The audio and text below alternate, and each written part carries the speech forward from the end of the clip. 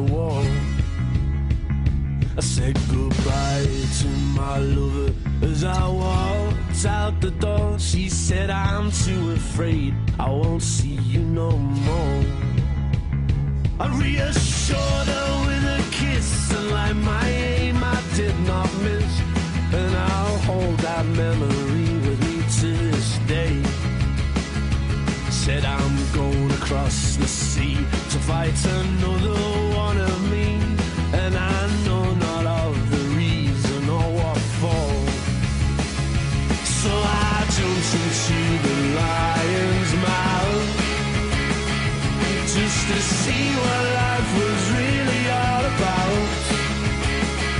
And if I return to the flames, or whatever still remains, oh yeah, you will see what I was all about.